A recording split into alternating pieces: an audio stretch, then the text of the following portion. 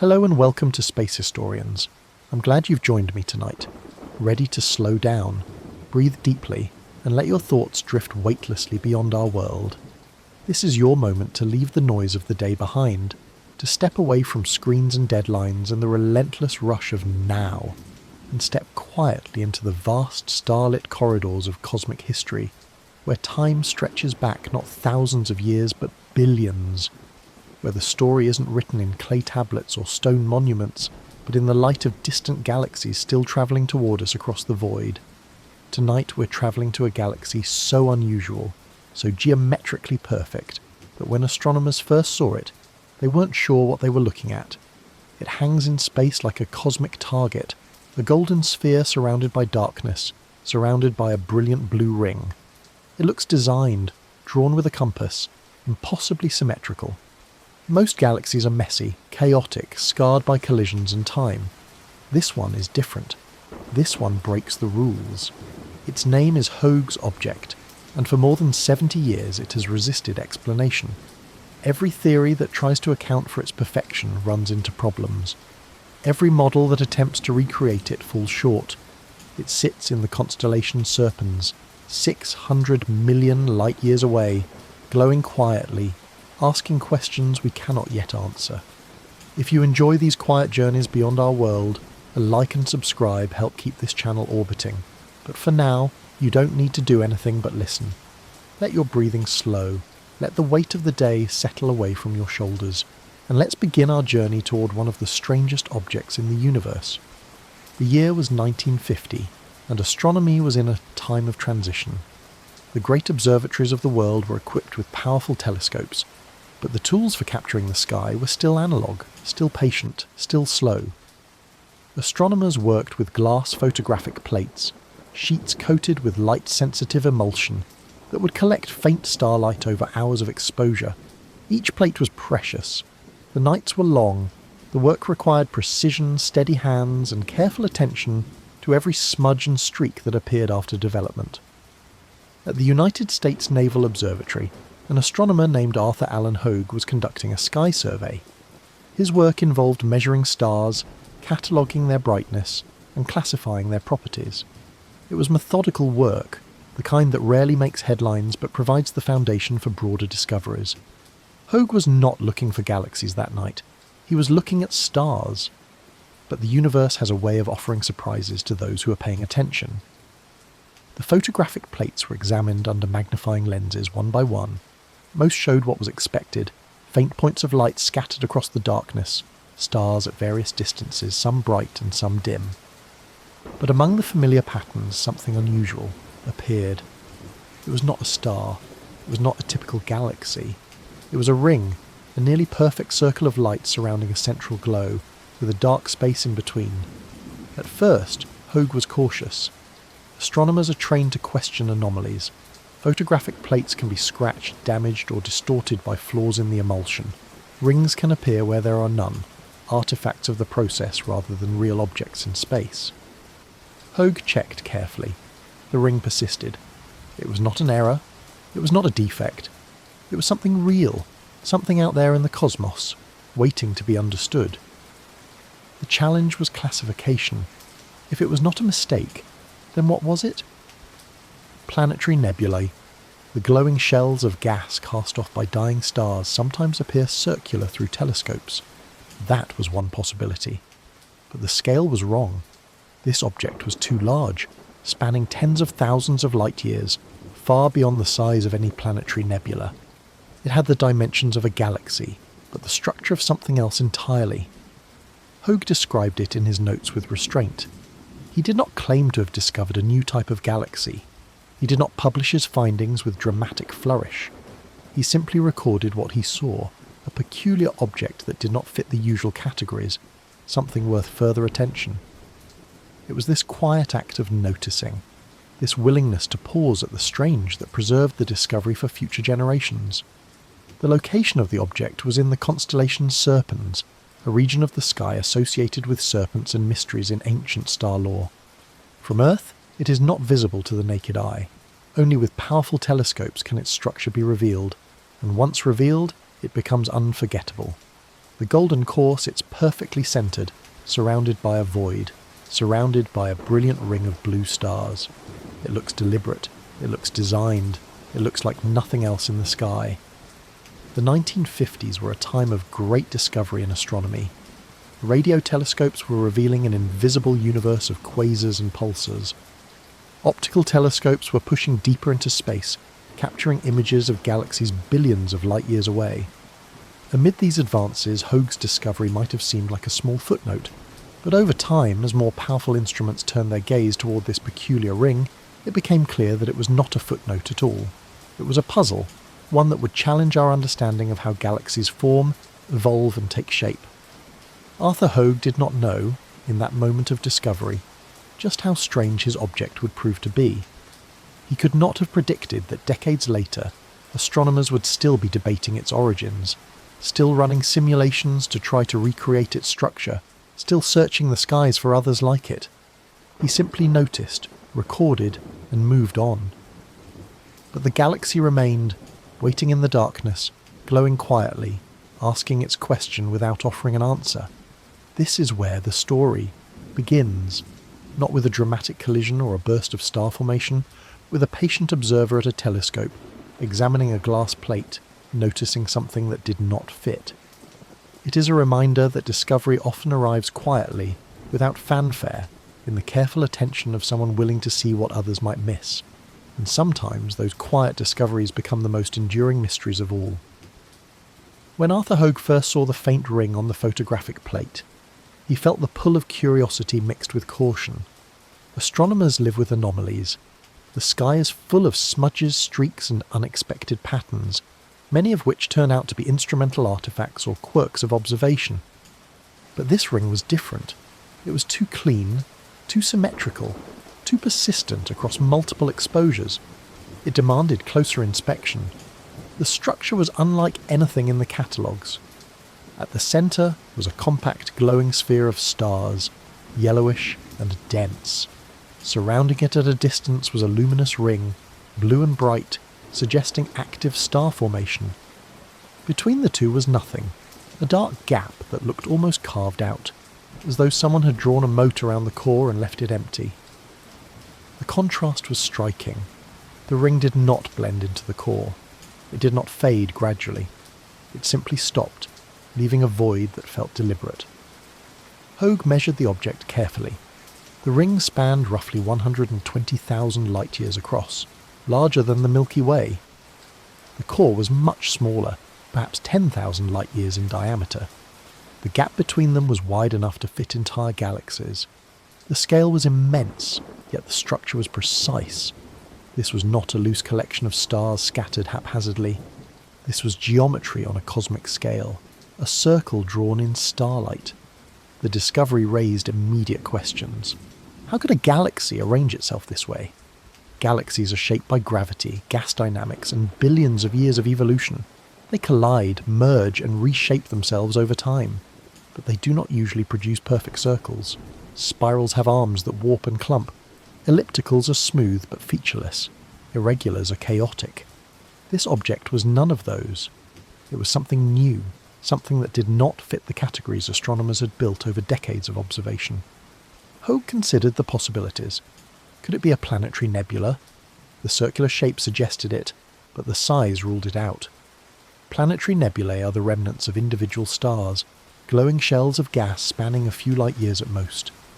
This object was 100,000 times larger. Could it be an optical illusion? A trick of light bending around a massive foreground object?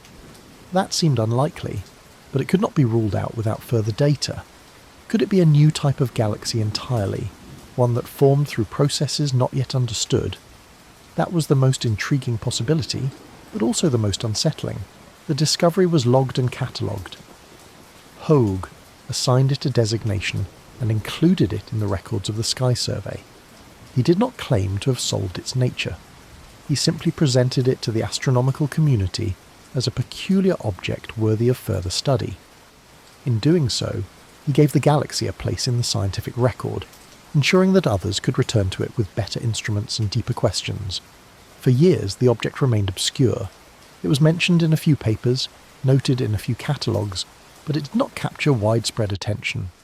Astronomy in the mid-20th century was focused on other frontiers: the expansion of the universe, the discovery of quasars, the mapping of cosmic microwave background radiation. A single strange galaxy, however unusual, was not enough to shift the focus of the field. But the mystery did not disappear. It waited, quietly, for the technology to catch up. As telescopes improved and observational techniques advanced, astronomers began to revisit Hoag's peculiar ring. New images revealed more detail. The core was not just yellow, it was composed of older stars, redder and cooler, suggesting a population that had formed billions of years ago and had since aged. The ring, by contrast, was filled with hot blue stars, young giants burning fiercely and fast. This contrast was strange. It suggested two distinct episodes of star formation, separated not just in space but in time. The gap between the core and ring became even more puzzling under closer inspection. In most galaxies, stars are distributed continuously, even if their density varies. There are always stragglers, clusters, or faint populations filling the space. But in Hoag's object, the gap appeared remarkably empty. It was as though the galaxy had drawn a boundary, declaring that stars would form here and only here, leaving everything in between untouched. The discovery also sparked debates about classification. Was this a ring galaxy, formed by a collision between two systems? Was it a resonance ring created by gravitational dynamics within the galaxy itself? Was it something entirely new, a category that did not yet exist in the taxonomy of galaxies? Each possibility had supporters, but none had definitive evidence. The data was too limited, the observations too coarse. The mystery deepened rather than resolved. Hoag himself remained modest about the discovery. He did not push for one interpretation over another. He did not claim that the galaxy revealed hidden physics or challenged fundamental theories. He simply noted that it was unusual and left it to others to figure out why. That restraint is part of what makes his discovery enduring. He did not overreach. He did not speculate beyond the evidence. He let the galaxy speak for itself, and what it said was this: I do not fit your categories, I do not match your expectations, and I will not be easily explained. The spark of mystery that Hoag ignited in 1950 has not been extinguished. If anything, it has grown brighter, with time. Every new observation of the galaxy confirms its strangeness. Every new theory that tries to explain it runs into problems. The discovery was not the end of the story. It was the beginning, the first step into a puzzle that remains unsolved more than 70 years later. And that is the power of true discovery. It does not close questions, it opens them. When Arthur Hoag's discovery began to circulate among astronomers, the initial reaction was not celebration, but skepticism mixed with fascination. Scientists are trained to doubt first and accept later. The structure Hoag described seemed too perfect, too geometric to be natural. Many assumed there must be an explanation that would bring it back into the realm of the familiar, something that would reveal it as an ordinary galaxy seen from an unusual angle, or perhaps an optical effect created by instrumental limitations. Some astronomers suggested it might be a projection error, a distortion caused by the way light passed through the telescope or was captured on the photographic plate. Others wondered if it could be two separate objects, a foreground galaxy and a background ring, coincidentally aligned to create the illusion of a single structure. These were reasonable hypotheses. The history of astronomy is filled with apparent anomalies that turned out to be misunderstandings, tricks of perspective, or artifacts of observation. Caution was warranted. But as more observations were made, the skepticism began to soften. The ring was consistent across multiple exposures, from different telescopes, under different conditions. It was not an artifact, it was real. The core and the ring appeared to be at the same distance, part of the same system, not foreground and background. Spectroscopic analysis, which measures the light from objects to determine their composition and motion, confirmed that both components shared similar properties. They belonged together. This was one galaxy, not two. The realization brought a shift from disbelief to awe. If the structure was real, then it was extraordinary. Astronomers began to compare it to other known galaxies, searching for similarities or precedents. Ring galaxies existed, yes, but they were rare, and most looked nothing like this. The famous Cartwheel Galaxy had a ring, but it was jagged, asymmetric, clearly the product of a violent collision. Other rings were partial, incomplete, or embedded within larger structures. Hoag's object stood apart. Its ring was smooth, its symmetry unmatched, its gaps startlingly empty. The sense of awe grew as astronomers began to appreciate the scale. The ring was not a small feature. It spanned more than 100,000 light-years, larger than the Milky Way. The stars within it numbered in the billions. The energy required to maintain such a structure, to keep it glowing with young blue stars, was immense. And yet the galaxy appeared stable, undisturbed, as though it had always looked this way and always would. Some astronomers found the structure beautiful. They spoke of it in terms usually reserved for art: perfect circles, golden cores, halos of light. Others found it unsettling. Perfection is rare in nature, and when it appears, it demands explanation. The human mind is wired to see patterns, to find meaning in symmetry, but also to question it. Why would a galaxy form this way? What forces could produce such order? The questions multiplied faster than the answers. There was also a sense of humility in the response. Astronomy had made great strides in understanding galaxies by the mid-20th century. Edwin Hubble had classified them into spirals, ellipticals, and irregulars.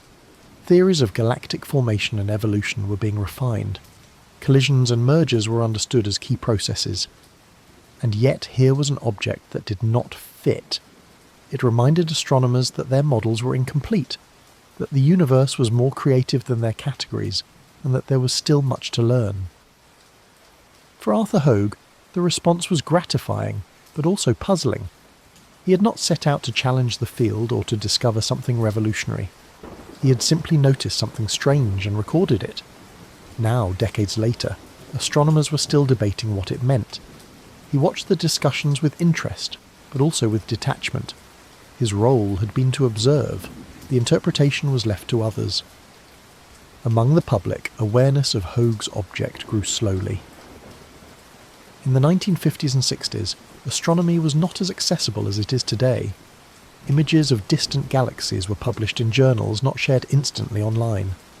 Most people never heard of the discovery, but among those who did, the reaction was similar to that of the scientists, a mixture of wonder and confusion. How could something so strange exist?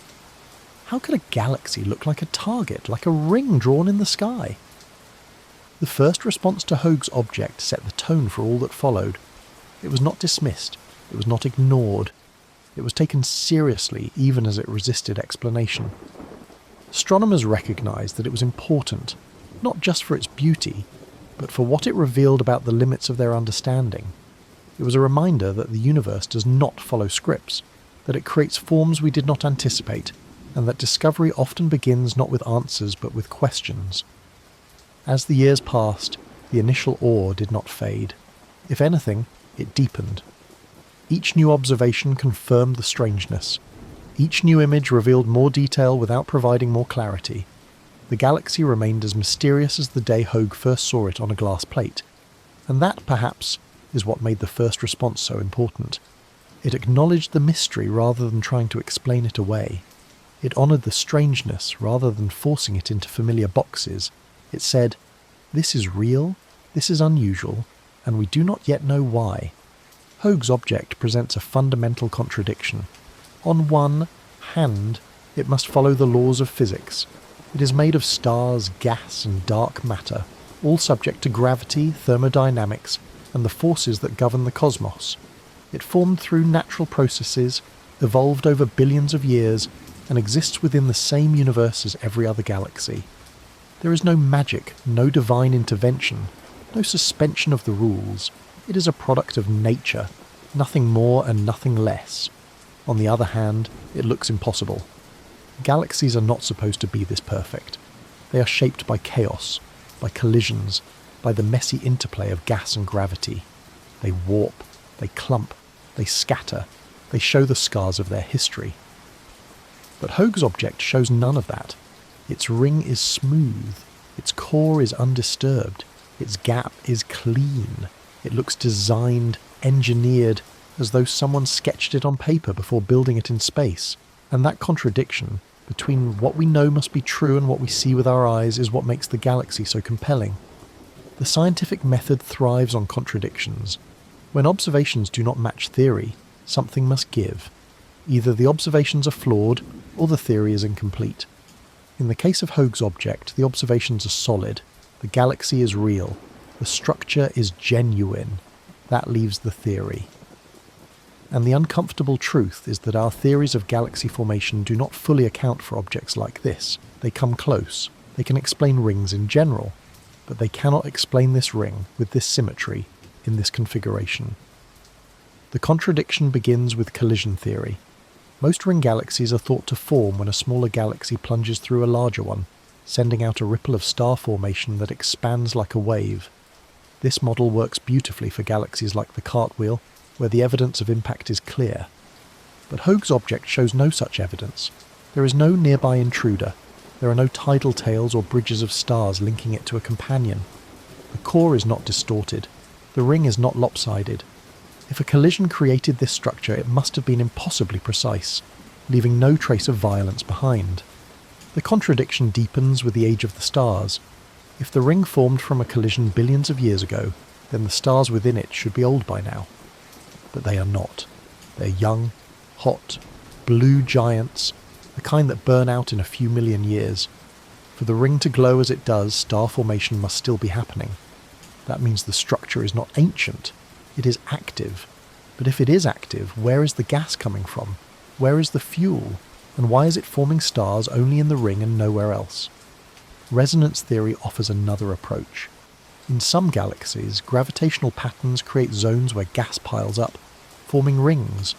But resonances require specific structures, usually bars or spiral arms, to drive the process. Hoag's object has neither. Its core is smooth and featureless. Without a bar, there is no obvious mechanism for resonance to work.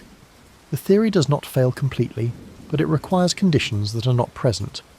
Accretion theory suggests that gas fell into the galaxy from outside, settling into a ring. This could explain the ongoing star formation. But why would the gas settle only at one radius? Why not spread throughout, forming a disk like in spiral galaxies? And why would the gap remain so empty? Accretion is messy. It does not usually produce such precision. Each theory fails on the same point. They all expect disorder, but the galaxy shows order. They all predict imperfection, but the galaxy is nearly perfect. The contradiction is not that the theories are wrong, but that they are incomplete. They describe most galaxies well, but they do not describe this one. And that is the heart of the contradiction. Science is supposed to explain nature, but here is a piece of nature that slips through the explanations. This contradiction is not unique to Hoag's object. Science is filled with them. Mercury's orbit did not match Newton's laws until Einstein refined them. The spectrum of blackbody radiation did not match classical physics until quantum mechanics was developed. Anomalies drive progress. They reveal where our models break down, where new physics must be found. Hoag's object may be one of those anomalies, pointing towards something we have not yet understood about galaxies, dark matter, or cosmic evolution. But there is also a more philosophical contradiction at play. We expect the universe to be comprehensible. We believe that with enough data, enough time, enough effort, we can understand anything. That belief has driven science forward for centuries, and yet, when we encounter something like Hoag's object, we are reminded that comprehension is not guaranteed. The universe owes us no explanations. It simply exists, and we do our best to make sense of it. The contradiction between science and mystery is not a failure. It is a feature. It is the tension that keeps us curious, that drives us to build better telescopes, run more simulations, search for more examples. Hoag's object is mysterious not because science has failed, but because science has not yet succeeded. And that gap between what we know and what we see is where discovery lives. In a way, the contradiction is comforting. It reminds us that the universe is still full of secrets, that not everything has been explained, that there is still work to do. It tells us that our models are approximations, useful but imperfect, and that nature will always surprise us if we pay attention. Hoag's object is a contradiction wrapped in starlight. A galaxy that should not exist but does. A puzzle that resists solution but invites curiosity. And that, perhaps, is exactly what makes it worth studying. When astronomers first tried to explain Hoag's object, they did what scientists always do. They turned to the models they knew, the frameworks they had built from decades of observation and theory. But the galaxy refused to cooperate. Each theory seemed promising at first, but as the details were examined, problems emerged. The models could not quite capture the perfection, the symmetry, the strange combination of features that made Hoag's object what it was. And so the theories multiplied, each one offering a different explanation, each one falling short in its own way. The collision theory was the first and most obvious candidate. Astronomers knew that when galaxies collide they can produce rings. The mechanism is well understood. A smaller galaxy plunges through the disk of a larger one, creating a density wave that ripples outward like a stone dropped into water. Gas is compressed by the wave, collapses under gravity, and forms new stars. The result is a ring of star formation expanding away from the centre. This model explains many ring galaxies, including the famous Cartwheel Galaxy, and it seemed natural to apply it to Hoag's object. But the details did not fit.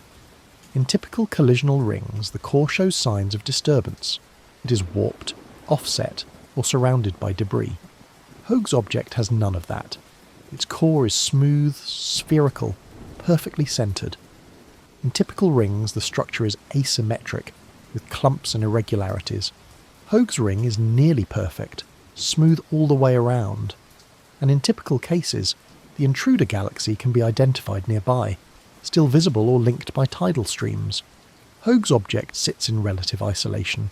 There is no obvious culprit. Some astronomers suggested that the collision might have happened billions of years ago, so long ago that all the debris has dispersed and the scars have healed. That could explain the smoothness.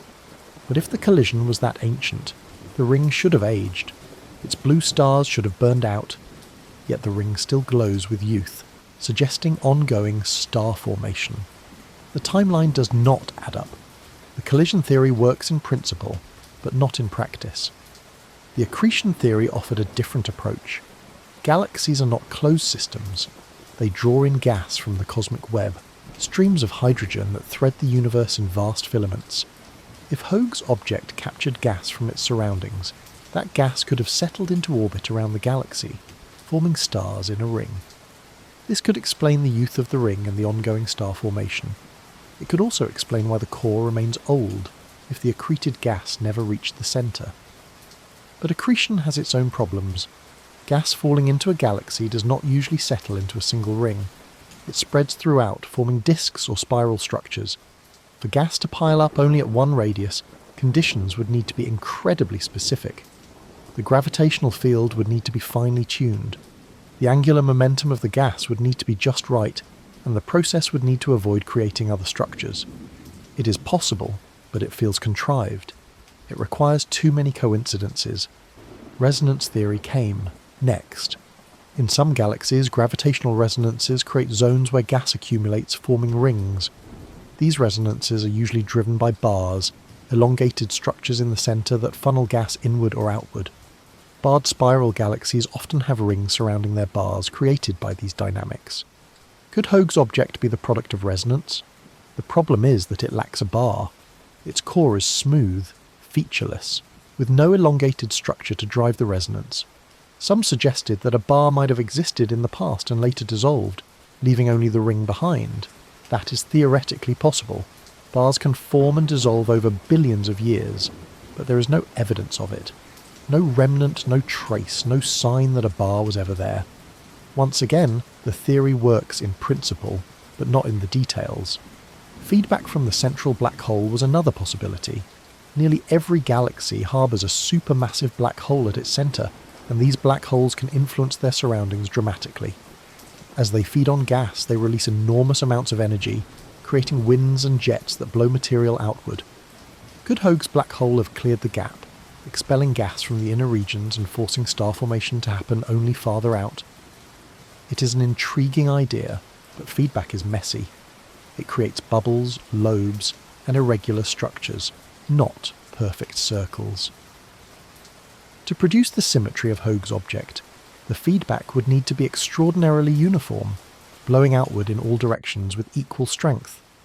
That level of symmetry is not seen in other galaxies where black hole feedback is active. The theory has potential, but it does not quite work. Gravitational lensing was briefly considered.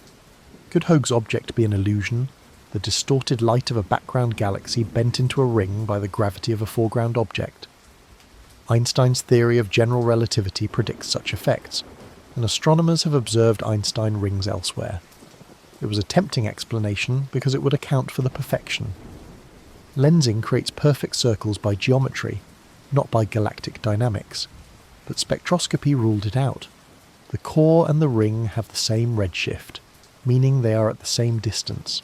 They are not foreground and background, they are part of the same galaxy. Hoag's object is real, not a lens. The illusion theory collapsed under the weight of the data. Hybrid theories began to emerge, combining multiple processes. Maybe a collision started the ring, and then accretion sustained it. Maybe a bar existed once, created the ring through resonance, and then dissolved. Maybe feedback from the black hole cleared the gap while other forces maintained the symmetry. These multi-step scenarios are creative, but they become increasingly complicated. Each additional step makes the explanation less likely. It starts to feel like special pleading, tailoring the theory to fit one object rather than deriving the object from the theory. And so the theories divide. Each camp has its supporters, each model has its strengths, but none has won the debate. Hoag's object remains unexplained, not for lack of trying, but because it resists the categories. It sits at the intersection of multiple theories, fitting none of them perfectly. And that division, that lack of consensus, is itself revealing. It tells us that our understanding of galaxies is incomplete, that there are processes we have not yet identified, or conditions we have not yet considered. The galaxy does not need to choose a theory. The theories need to evolve to include the galaxy. By the late 20th century, Hoag's object had captured enough attention that astronomers began to pursue it in earnest. It was no longer just a curious footnote in a sky survey. It had become a target, an object worth dedicating telescope time to, worth studying in detail. The pursuit was driven by two forces, curiosity and frustration. Curiosity about what the galaxy could reveal, and frustration that none of the existing theories could fully explain it. The investigation required better instruments. The photographic plates that Arthur Hoag used in 1950 were remarkable for their time, but they lacked the resolution and sensitivity needed to reveal fine details. By the 1980s and 90s, astronomy had entered a new era. Digital detectors replaced photographic plates, capturing light with far greater precision. Ground-based telescopes grew larger, gathering more photons. And in 1990, the Hubble Space Telescope was launched, offering a view of the universe unobstructed by Earth's atmosphere. Hubble became a game-changer for Hoag's object. When the telescope turned its gaze toward the galaxy, the resulting image was breathtaking. The golden core appeared sharp and well-defined, a compact sphere of older stars glowing warmly. The ring was revealed in stunning clarity, a smooth circle of bright blue stars with occasional knots where star formation was especially intense, and the gap between them was strikingly empty, a dark band that separated the two components with precision. But the Hubble image also revealed something unexpected. Nestled inside the gap, perfectly aligned with the centre, was another ring galaxy, far more distant, visible through the hollow like a picture within a frame. It was a coincidence, a background object that happened to lie along the same line of sight. But the alignment was so perfect that it added another layer of strangeness to an already strange galaxy. Astronomers marvelled at the odds. One ring galaxy is rare. Two, aligned like this, was almost unbelievable. The investigation deepened with spectroscopy. Spectrographs break light into its component wavelengths, revealing the composition, temperature, and motion of the stars and gas. By analysing the spectra of Hoag's object, astronomers could determine the ages of the stellar populations, the presence of gas, and the overall dynamics of the system. What they found confirmed the visual impression. The core was old, composed of stars that had formed billions of years ago. The ring was young, filled with hot blue stars that had formed much more recently. This age difference was crucial. It told astronomers that the galaxy had experienced at least 2 distinct episodes of star formation, one ancient and one ongoing. But it also raised questions. Why were the two populations so clearly separated? Why was there no intermediate population filling the gap? In most galaxies, star formation is more continuous, with overlapping generations scattered throughout. Hoag's object was different. It had drawn a line, old stars here, young stars there, nothing in between. Measurements of the galaxy's motion added another piece to the puzzle. By studying the Doppler shift of the light, astronomers could determine how fast the stars were moving and in what directions. The ring appeared to be rotating around the core as expected for a stable structure, but the rotation was smooth, orderly, showing no signs of recent disruption. If a collision had occurred, it should have left behind irregularities in the motion, stars moving in unusual directions, gas clouds thrown off course. But the dynamics were calm, almost serene. Astronomers also searched for gas. Star formation requires gas, clouds of hydrogen that collapse under gravity to form new stars. If the ring was still producing stars, there should be gas present. Observations in radio wavelengths, which can detect hydrogen gas even when it is not glowing, revealed that the ring did contain gas, but not as much as expected. The amount was modest, enough to sustain some star formation, but not enough to explain the brightness of the ring. This suggested that either the gas was being used very efficiently, or that there was another source of fuel we were not detecting. The investigation also involved searching for similar galaxies. If Hoag's object was part of a larger population, finding others like it could help reveal the formation mechanism. Astronomers scanned deep sky surveys, looking for rings with similar properties. A few candidates were found, galaxies with ring-like structures and central bulges, but none matched the perfection of Hoag's object. They were close, but not identical. It remained unclear whether these were relatives or merely imposters. Computer simulations became a key tool in the investigation. Astronomers could model the formation of galaxies on supercomputers, inputting the laws of physics and watching as virtual stars and gas evolved over billions of simulated years. They tried to recreate Hoag's object, adjusting the conditions, the initial masses, the collision angles, the amounts of gas. Some simulations produced rings, but they were messy, irregular, short-lived. None captured the smooth, stable structure of the real galaxy. The simulations revealed just how difficult it was to create such perfection. The pursuit of Hoag's object also became personal for some astronomers. They spent years studying it, writing papers, giving talks, trying to convince the community that their particular theory was correct. Debates were held at conferences, data was scrutinized, alternative interpretations were proposed and challenged. The galaxy became a focal point for discussions about galaxy formation, a test case for models, a symbol of what we did not yet understand. Through it all, the investigation continued. Each new observation added detail without resolving the mystery. Each new theory provided insight without providing certainty. The pursuit was not futile, it was productive, advancing our knowledge even if it did not produce a final answer. And in that sense, the investigation itself became part of the story of Hoag's object. It was not just a galaxy, it was a challenge, an invitation, a puzzle that drew astronomers deeper into the unknown. As the investigation into Hoag's object deepened, astronomers accumulated data from multiple sources, each observation adding another piece to the puzzle. The data came in many forms: images at different wavelengths, spectra revealing the composition and motion of stars, measurements of distance and brightness, surveys of the surrounding space. Each dataset was carefully analysed, compared and interpreted. And while the data confirmed the reality of the galaxy and revealed its properties in exquisite detail, it also highlighted just how unusual the structure truly was. The optical data from Hubble provided the clearest view. The images captured in visible light showed the golden core and blue ring with stunning clarity. Astronomers could measure the exact dimensions of each component.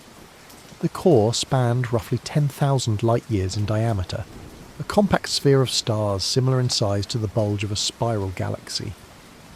The ring measured 120,000 light-years across, making it larger than the entire Milky Way. The gap between them was approximately 30,000 light-years wide, a vast empty region that separated the two populations. spectroscopic data revealed the ages of the stars. By analysing the wavelengths of light emitted by different elements, astronomers could determine the temperature and composition of the stellar populations. The core emitted light characteristic of older stars, cooler and redder, dominated by elements like carbon and oxygen that form in aging stars. This suggested the core had formed billions of years ago and had since settled into a stable, mature state. The ring, by contrast, emitted light from hot, massive stars, blue and luminous, rich in hydrogen and helium. These stars were young, some only a few million years old, indicating recent and ongoing star formation. The data also included measurements of the galaxy's redshift, the stretching of light caused by the expansion of the universe. Hoag's object has a redshift that places it roughly 600 million light-years from Earth. This distance is significant. It means the light we see today left the galaxy long before dinosaurs walked the Earth, long before mammals evolved, during an era when life on our planet was still confined to the oceans. The data confirmed that we are seeing the galaxy not as it is, but as it was in the distant past. Infrared observations provided additional insights. Infrared light penetrates dust more effectively than visible light, revealing structures that might be hidden in optical images. Observations from infrared telescopes showed that the ring contained dust as well as stars, concentrated in the regions where star formation was most active. The dust glowed faintly in infrared wavelengths, heated by the radiation from young stars. The core, by contrast, was relatively dust-free, consistent with its older, more settled population. Radio observations searched for hydrogen gas, the raw material for star formation. Radio telescopes can detect the emission from neutral hydrogen, even when it is not glowing visibly. The data showed that the ring contained gas, but the amount was modest compared to other star-forming galaxies. This raised questions about where the fuel for star formation was coming from. Was the gas being replenished by accretion from outside? Was it left over from the galaxy's formation? Or was the star formation so efficient that only a small amount of gas was needed? Ultraviolet observations focused on the hottest, youngest stars. Ultraviolet light is emitted primarily by massive blue giants, the kind of stars that dominate the ring. Data from ultraviolet telescopes confirmed that star formation in the ring was ongoing and vigorous. The distribution of ultraviolet emission was not perfectly uniform. There were brighter knots scattered around the ring, regions where clusters of stars were forming in greater concentrations.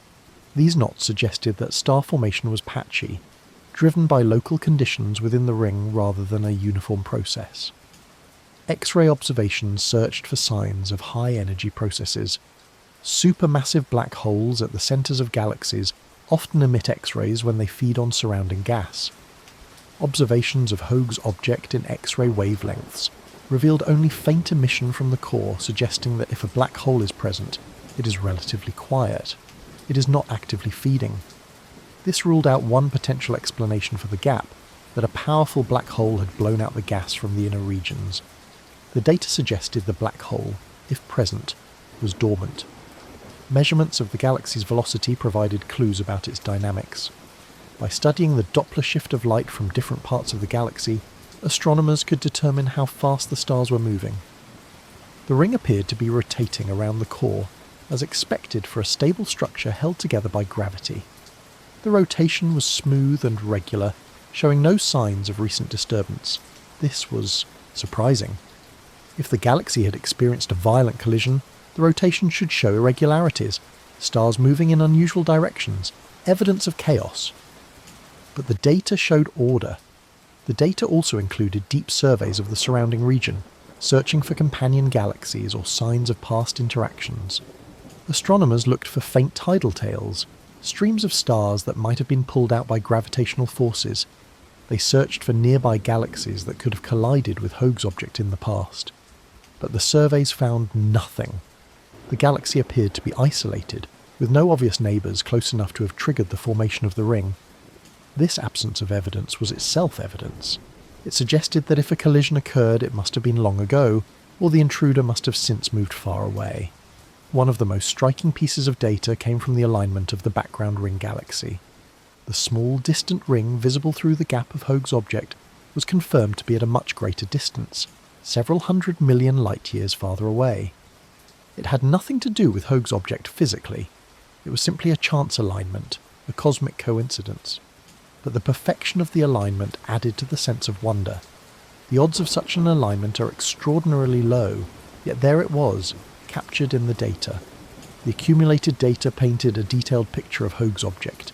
It was a massive galaxy, larger than the Milky Way, with two distinct stellar populations separated by a vast gap. The core was old and settled. The ring was young and active. The structure was stable, rotating smoothly, with no signs of recent disruption. The galaxy was isolated with no obvious companions or sources of external influence, and yet, despite all this data, the fundamental question remained unanswered. How did it form? Why does it look this way? The data provided clues but not answers. It confirmed that Hoag's object was real, that its structure was genuine, and that it did not fit the standard models. It revealed the properties of the galaxy in exquisite detail, from the ages of its stars to the distribution of its gas. But it did not reveal the history, the sequence of events that led to this peculiar configuration. The data told us what the galaxy is, but not why it became what it is. And that gap between observation and explanation is where the mystery still lives. As astronomers studied Hoag's object more closely, a realization began to take hold. The mystery was not just about the ring or the core or the gap. It was deeper than that. The galaxy was not simply unusual in its structure, it was unusual in its implications. It suggested that our understanding of how galaxies form and evolve was incomplete, that there were pathways and processes we had not yet considered. The deeper mystery was not what Hoag's object was, but what it revealed about the universe itself. The first layer of the mystery was obvious. The structure. A galaxy with a perfect ring, a golden core, and an empty gap is rare. But rarity alone is not necessarily mysterious. Rare things happen in a large enough universe. If you shuffle a deck of cards enough times, eventually you will get a specific sequence, no matter how unlikely.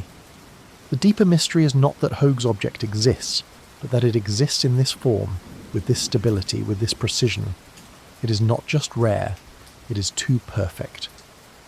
Perfection in nature usually signals underlying order, some set of rules or constraints that shape the outcome. Snowflakes are complex, but their patterns follow the crystalline structure of ice. Planetary orbits are elliptical because gravity obeys mathematical laws. When we see perfection, we expect to find a mechanism that produces it. But with Hoag's object, the mechanism is elusive. The usual processes, collisions, accretion, resonances, all produce messy outcomes.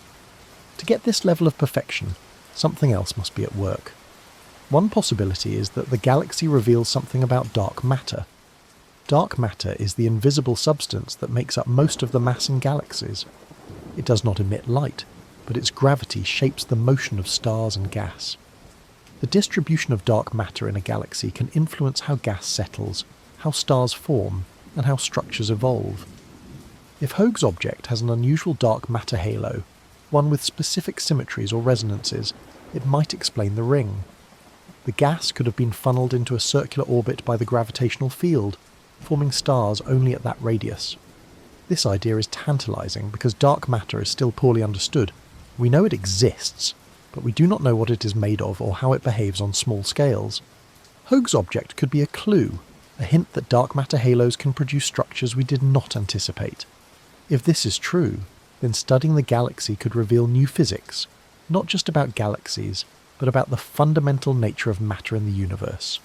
Another possibility is that the galaxy reveals something about star formation. We understand the basics. Gas collapses under gravity, heats up, and ignites into stars. But the details are complex. Star formation is influenced by turbulence, magnetic fields, feedback from existing stars, and the distribution of gas. If Hoag's object formed through a process we have not yet modelled, it could teach us about these subtleties. Perhaps star formation can be more organised, more controlled than we thought. Perhaps under the right conditions, gas can settle into rings and form stars with remarkable symmetry. This possibility is humbling. It suggests that our models of star formation, refined over decades, are still incomplete. We have studied star-forming regions in nearby galaxies, nebulae within the Milky Way, in clusters throughout the universe. But Hoag's object reminds us that there are always exceptions, always edge cases that do not fit the average, and in science, the exceptions are often more valuable than the norms because they reveal where our theories need to grow. The deeper mystery also involves time. Hoag's object is not static. It has a history, a sequence of events that led to its current form, but that history is hidden from us. We see only a snapshot, a single moment in a story that spans billions of years. The core formed long ago. The ring is forming now. But what happened in between? Was there a collision that we cannot detect? Was there a period of quiescence followed by renewed accretion? Did the galaxy once look ordinary and then transform? Or has it always been strange? Without knowing the history, we cannot fully understand the galaxy. And without more examples, we cannot reconstruct the history.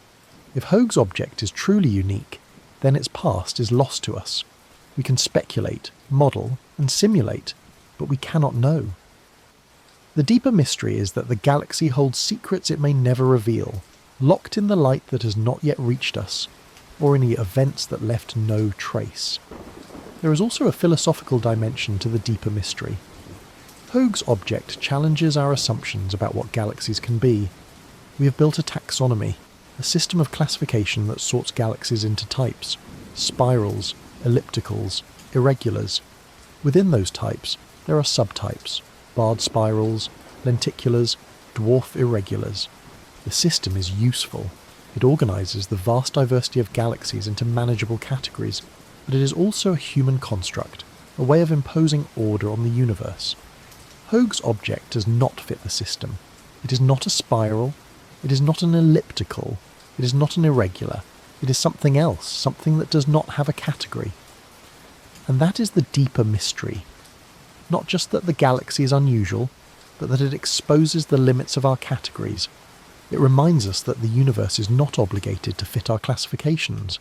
Nature is more creative than our taxonomies, and when we encounter something that does not fit, we have a choice: expand the categories, or accept that some things resist categorization. The hidden truth beneath Hoag's object may be that galaxies are more diverse than we realized. We have observed billions of them, but we have studied only a tiny fraction in detail. Most of our knowledge comes from nearby galaxies, the ones that are bright and easy to observe. But the universe is vast, and in its depths there may be countless galaxies with structures we have never seen. Hoag's object might not be unique. It might be the first known example of a hidden population waiting to be discovered. If that is true, then the deeper mystery is not about one galaxy, but about the universe as a whole.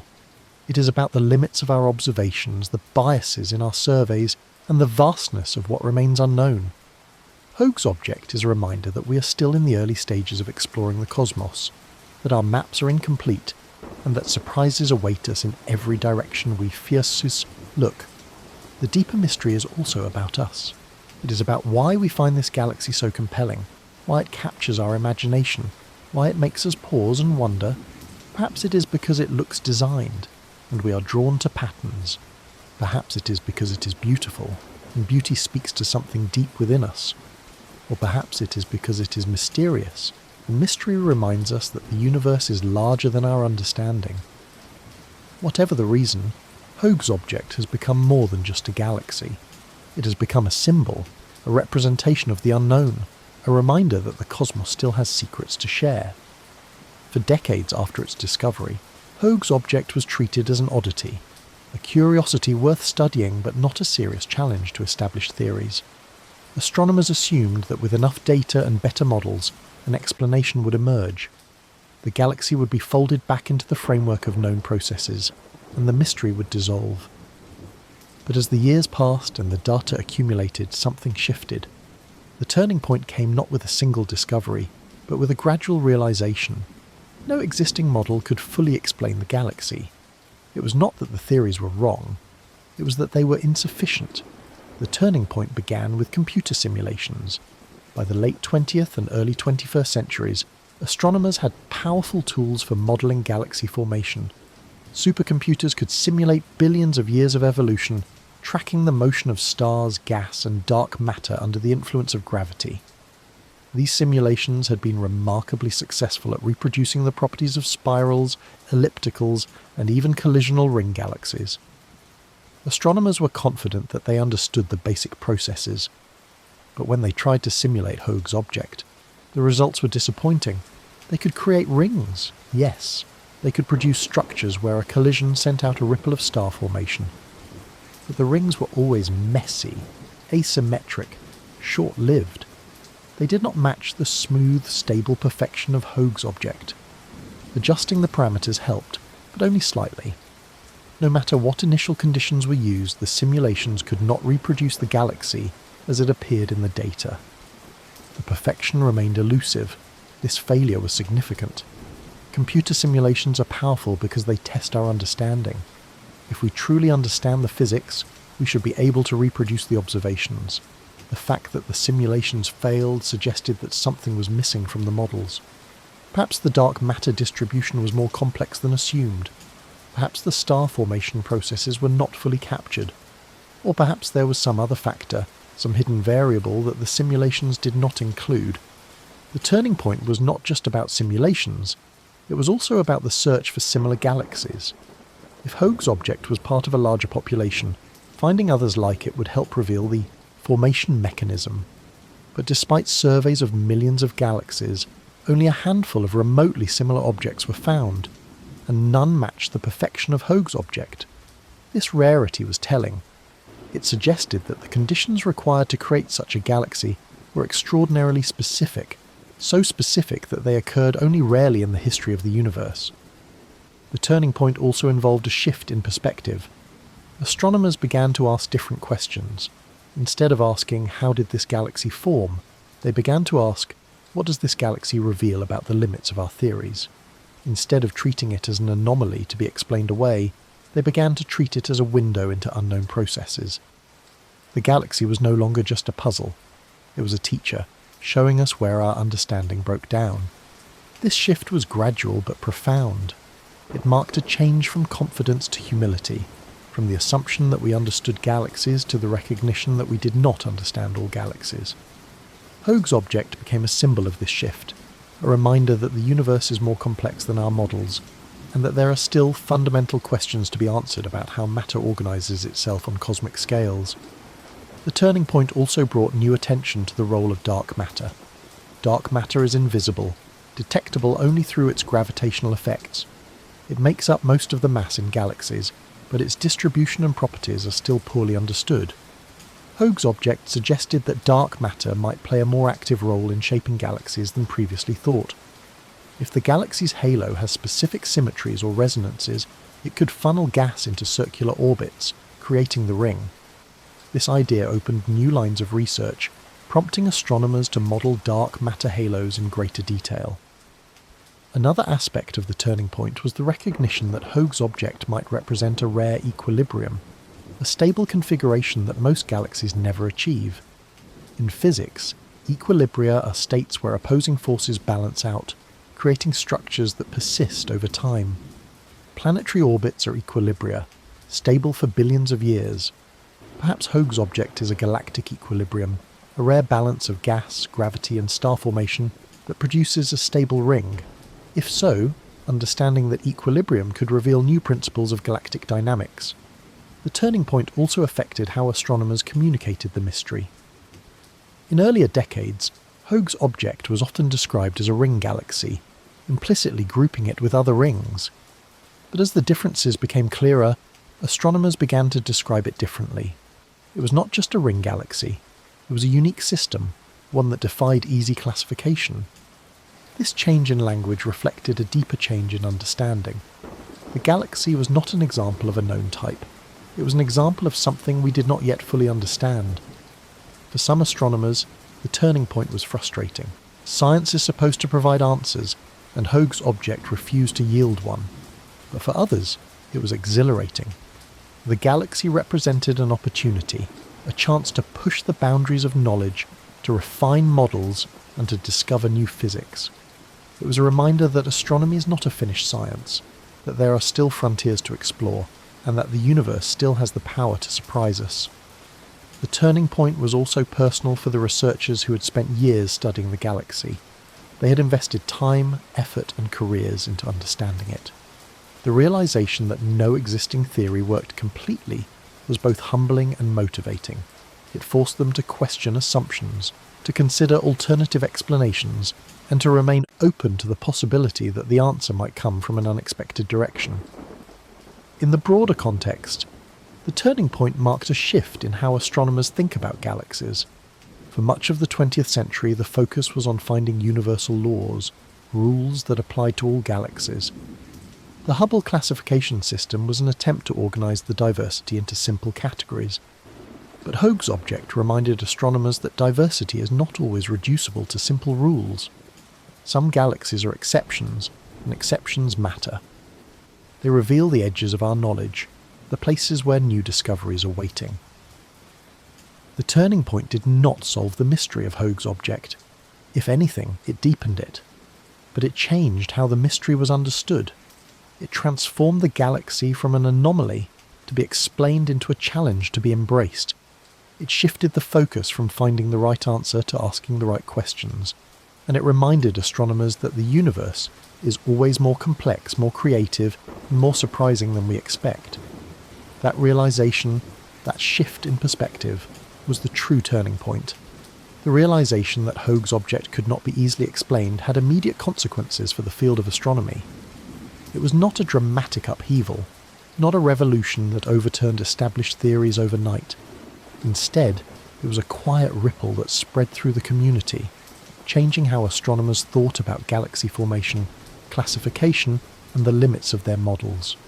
The consequences were felt in textbooks, in research papers, in conference presentations, and in the way scientists approach the unknown. The first consequence was a shift in classification systems. For decades, astronomers had relied on the Hubble sequence, a tuning fork diagram that organised galaxies into spirals, ellipticals, and irregulars. The system was elegant and useful, capturing the diversity of galaxies in a simple framework, but it was also incomplete. Hoag's object did not fit anywhere on the diagram. It was not a spiral, it was not an elliptical, it was not an irregular, it was something else, something that required either a new category or an acknowledgement that some galaxies resist, categorization. Textbooks began to include Hoag's object as an example of the exceptions. In chapters on galaxy classification, it appeared alongside the standard types, not as a member of any category, but as a reminder that the categories were not exhaustive. Students learning about galaxies for the first time encountered the image of the golden core and blue ring, and they learned that the universe is more diverse than any classification system can capture. This was an important lesson, one that extended beyond astronomy. It taught humility, the recognition that our frameworks are tools, not absolute truths. The second consequence was a renewed focus on ring galaxies in general. Hoag's object had drawn attention to this rare class of objects, prompting astronomers to search for more examples and study them in greater detail. Surveys scanned the sky for other rings, hoping to find a population that could shed light on formation mechanisms. A few candidates were identified, galaxies with ring-like structures and central bulges, but none matched Hoag's perfection. Researchers confirmed that truly symmetric rings were extraordinarily rare, reinforcing the sense that Hoag's object was exceptional. This focus on rings also led to refinements in collision models. Astronomers ran more sophisticated simulations, adjusting the parameters to see if they could reproduce the observed properties. They varied the masses of the colliding galaxies, the angles of impact, the amounts of gas, and the distribution of dark matter. Some simulations came closer to matching Hoag's object, producing rings that were smoother and more stable than earlier attempts. But even the best simulations fell short. The gap remained too messy, the symmetry too imperfect. The models were improving, but they were not yet there. The third consequence was an increased appreciation for the role of dark matter. Hoag's object suggested that the invisible mass surrounding galaxies might play a more active role in shaping their structures than previously thought. If the dark matter halo had specific properties, specific symmetries or resonances, it could guide the motion of gas and stars, creating patterns that would not emerge from visible matter alone. This idea prompted new lines of research into the distribution of dark matter in galaxies, the shapes of halos, and the ways they interact with gas. Observational programs were launched to map the dark matter in Hoag's object and similar systems. These programs used gravitational lensing, a technique where the bending of light by mass reveals the distribution of matter, including dark matter. The data was challenging to collect and interpret, but it hinted that Hoag's object might indeed have an unusual halo. The results were not conclusive, but they opened the door to a deeper understanding of how dark matter shapes galaxies. The fourth consequence was a shift in how astronomers thought about uniqueness. Before Hoag's object, uniqueness was often seen as a problem. Science seeks patterns, universal laws that apply broadly. A galaxy that was truly one of a kind did not fit that framework. But Hoag's object forced astronomers to reconsider. Perhaps uniqueness was not a problem, but a reality. Perhaps the universe produced some structures so rarely, under such specific conditions, that they appeared only once in our observable volume. This was a philosophical shift, one that acknowledged the role of chance, coincidence, and extraordinary rarity in shaping the cosmos. This shift had practical implications. It meant that not every galaxy needed to be explained by a universal mechanism. Some could be outliers, products of improbable combinations of factors. This did not mean giving up on understanding them. It meant accepting that understanding might require recognizing the limits of what could be generalized. Hoag's object might not reveal a new class of galaxies. It might simply reveal that the universe is capable of one-offs, singular creations that stand alone. The fifth consequence was a change in research priorities. Funding agencies and telescope allocation committees began to recognize the value of studying unusual objects. Hoag's object had shown that anomalies could drive scientific progress, prompting new questions and refining existing models. This led to more observing time being dedicated to peculiar galaxies, objects that did not fit the standard categories. The field became more open to diversity, more willing to explore the edges of the known rather than focusing exclusively on the typical. The sixth consequence was cultural. Hoag's object became an icon, an image that appeared not just in scientific journals but in popular media, in documentaries, in books about the cosmos. Its perfect ring and golden core made it instantly recognizable, a symbol of cosmic mystery. People who had never heard of galaxy formation or dark matter could look at the image and feel a sense of wonder. It became a bridge between science and the public, a way of communicating that the universe still holds secrets. This cultural impact had a feedback effect. Public interest in Hoag's object generated more attention from the scientific community, which in turn led to more research, more observations, and more discussions. The galaxy became a focal point for outreach, a tool for engaging people with astronomy. It reminded both scientists and the public that the universe is not fully known, that there are still mysteries waiting to be solved, and that discovery is an ongoing process. The immediate ripple from Hoag's object was therefore multifaceted. It changed classification systems, focused attention on rings, deepened research into dark matter, shifted perspectives on uniqueness, altered research priorities, and captured the public imagination. These consequences were not the end of the story. They were the beginning of a new chapter, one in which the galaxy continued to challenge, inspire, and teach. The ripple spread outward, touching every corner of the field, and it has not yet stopped. The impact of Hoag's object extended far beyond the immediate consequences. Over the decades since its discovery, the galaxy has left echoes through time, shaping the way astronomers think about galaxies, the universe, and the process of discovery itself. These echoes are felt not just in the scientific literature, but in the broader culture of astronomy, in the way we teach, communicate, and imagine the cosmos. The galaxy has become more than an object of study. It has become a touchstone, a reference point, a symbol of what we know and what we do not. One of the most significant echoes is in the way we teach astronomy. Every generation of students learns about galaxy classification, and almost every modern textbook includes Hoag's object as an example. It appears in chapters on galactic structure, on collisions, on the diversity of forms that galaxies can take. For students, it is often their first encounter with the idea that the universe resists our categories, that not everything fits neatly into the boxes we create. This lesson stays with them, shaping how they approach science throughout their careers. The impact on teaching goes beyond textbooks. Professors use Hoag's object in lectures to illustrate the importance of exceptions. They show the image, ask students to describe what they see, and then reveal that no one fully understands how it formed. This sparks discussion, curiosity, and critical thinking. It teaches students that science is not about memorizing facts, but about asking questions, that uncertainty is not a weakness but a driver of progress. The Galaxy has become a pedagogical tool, a way of communicating what science is really about. The echoes are also felt in the way astronomers approach new discoveries. When a strange object is observed, one of the first questions is whether it is another Hoag's object, a singular anomaly, or the first member of a new class. This comparison has become shorthand for a particular kind of mystery, one that resists easy explanation and challenges existing models.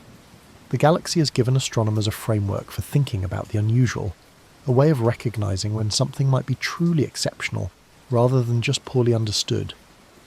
This framework has practical implications. It affects how observing time is allocated, which objects are prioritized for follow-up, and how theories are developed. Astronomers are more willing now to consider that some objects might not fit the patterns, that the universe might produce forms we did not anticipate. This openness is part of Hoag's object's legacy. It has made the field more flexible, more willing to embrace the unexpected. The impact also extends to the broader scientific community. Physicists, cosmologists, and theorists from other fields have taken an interest in Hoag's object because it touches on fundamental questions about how matter organises itself. The Galaxy is not just a problem for astronomers. It is a problem for anyone interested in structure formation, in the role of gravity and dark matter, in the processes that create order out of chaos. The echoes of the Galaxy reach into these other disciplines, prompting collaborations and cross-pollination of ideas. In the realm of technology, Hoag's object has driven innovation. The desire to understand the Galaxy has motivated the development of better telescopes, more sensitive detectors, and more powerful computer simulations. Each advance in technology brings new data, new insights, and new questions. The Galaxy has been a testing ground for new techniques, from advanced spectroscopy to gravitational lensing studies to high-resolution imaging. In this way, the impact of the Galaxy is not just intellectual but practical, pushing the boundaries of what we can observe and measure. The cultural impact has been equally profound. Hoag's object has appeared in countless articles, documentaries, and public talks. It has been featured in astronomy magazines, on websites, and in social media posts. Its image is instantly recognizable, a perfect ring of blue stars surrounding a golden core. For many people, it is their introduction to the idea that galaxies come in strange and unexpected forms. It has sparked curiosity, wonder, and a desire to learn more about the cosmos. This cultural presence has made Hoag's object a symbol. It represents the mysteries that remain in the universe, the questions that science has not yet answered. It stands for the idea that even in an age of advanced technology and sophisticated models, there are still things we do not understand. This symbolism is powerful. It reminds us that the universe is vast, complex, and full of surprises. It counters the notion that science has explained everything, that there is nothing left to discover. The Galaxy is a beacon of the unknown, calling us to keep exploring. The impact on individual astronomers has also been significant. Many researchers have spent years studying Hoag's object, building their careers around the mystery. For them, the Galaxy is not just a scientific problem, but a personal challenge, a puzzle they are determined to solve. Some have developed new theories, new models, new ways of thinking about galaxy formation. Others have focused on finding similar objects, expanding the known population of rings. Each of these efforts has contributed to the broader understanding of galaxies, even if the central mystery remains unsolved. The echoes through time also include the conversations that Hoag's object has sparked. At conferences, in hallways, over coffee, astronomers debate the galaxy. They propose explanations, critique each other's models, and share ideas. These conversations are the lifeblood of science, the way knowledge is refined and advanced. Hoag's object has been the subject of countless such discussions, and each one has left its mark on the field. The Galaxy has brought people together, creating a community of researchers united by curiosity and the desire to understand. Another echoes in the way we think about beauty and science. Hoag's object is undeniably beautiful. The symmetry, the contrast between the golden core and blue ring, the perfection of the circle, all of these make it aesthetically striking. This beauty is not separate from the science. It is part of what draws people to study the galaxy, part of what makes it memorable. The impact of Hoag's object reminds us that science is not just about equations and data. It is also about the joy of discovery, the pleasure of encountering something that moves us. The long-term impact of Hoag's object is still unfolding. As new telescopes come online, as models improve, as more data is gathered, the galaxy will continue to challenge and inspire. It will be reobserved, reanalyzed, reinterpreted. Each new generation of astronomers will bring fresh perspectives, new questions, new approaches. The echoes will continue to spread, shaping the field in ways we cannot yet predict. And through it all, the galaxy will remain, glowing quietly in the darkness, asking its question, waiting for an answer. Behind every discovery in astronomy, there are people. Individuals who spend their nights at telescopes, their days analysing data, their lives chasing questions that may never be fully answered. Hoag's object is no different. The galaxy has a human story, woven through with the curiosity, dedication and passion of those who have studied it. From Arthur Hoag himself to the modern researchers who continue to puzzle over its structure, the galaxy is inseparable from the dreamers who have given it meaning. Arthur Allen Hoag was the first dreamer. Born in 1921, he came of age during a transformative period in astronomy. He was not seeking fame or recognition. He was a careful, methodical scientist, dedicated to the patient work of cataloguing stars and measuring their properties. When he noticed the strange ring on the photographic plate in 1950, he did not immediately publish it with fanfare. He recorded it, described it cautiously, and left it for others to explore. His humility is striking. He gave the galaxy his name, but he did not claim to understand it. He simply noticed, and that act of noticing was enough. Hoag's career continued for decades after the discovery. He became the director of Kitt Peak National Observatory, overseeing one of the major centres of optical astronomy in the United States. Under his leadership, Kitt Peak expanded its research programs and trained new generations of astronomers. But even as he managed the observatory, the galaxy he discovered remained a quiet presence in the background, a reminder of that moment of curiosity in 1950. When he passed away in 1999, the galaxy was already famous, studied by astronomers around the world, its image captured by the Hubble space telescope. But Hoag never claimed ownership of the mystery. He had opened the door, others walked through. Among those others were the astronomers who first recognized the galaxy's significance. In the decades after Hoag's discovery, researchers began to revisit the object with better instruments. They measured its redshift, confirming its distance. They analysed its spectrum, revealing the ages of its stars. They compared it to other ring galaxies, noting the differences. Each of these steps required patience, skill, and a willingness to work on a problem that might never be solved. These astronomers were dreamers too, driven not by certainty but by curiosity. One of the key figures in the study of Hoag's object was the team that used the Hubble Space Telescope to capture its iconic image. The decision to point Hubble at the galaxy was not automatic. Telescope time is precious, allocated through a competitive process where researchers must justify why their target deserves observation. The team argued that Hoag's object was worth studying because it challenged existing models, because it was unique, and because the data could reveal new insights into galaxy formation. Their proposal was accepted, and the resulting image became one of Hubble's most famous, a testament to the power of human curiosity and the tools we build to satisfy it. The image revealed details that had never been seen before. The smooth ring, the empty gap, the golden core all appeared with stunning clarity. But it also revealed the background ring galaxy, the tiny circle visible through the hollow. The alignment was so perfect that it felt almost impossible. The team marvelled at the sight, knowing that the odds of such an alignment were extraordinarily low. It was a reminder that the universe is full of coincidences, that improbable things happen, and that we are fortunate to witness them. The human element also includes the theorists who have tried to explain the galaxy. These are the dreamers who work not with telescopes but with equations and simulations. They spend their time building models, testing hypotheses, and refining theories. Some have proposed that Hoag's object formed from a collision. Others have suggested accretion or resonance. Each theory represents hours, days, years of work, of thinking deeply about how galaxies form and evolve. Even when their theories fall short, the work is valuable. It refines our understanding, narrows the possibilities, and points the way toward better explanations. One theorist, reflecting on decades of work on Hoag's object, once said that the galaxy had become like an old friend, a puzzle they returned to again and again.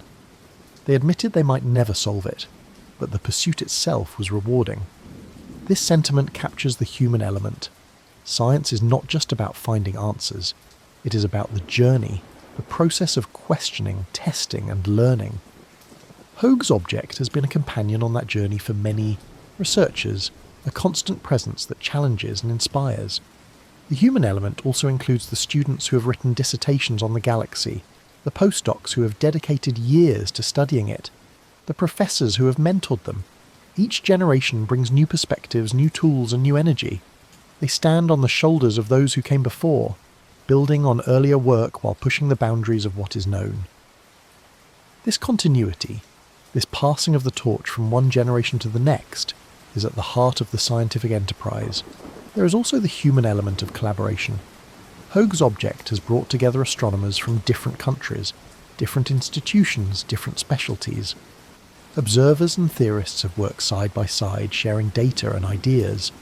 The galaxy has been the subject of international conferences, where researchers gather to present their findings, debate interpretations, and plan future observations. These collaborations are essential. No single person can solve the mystery alone.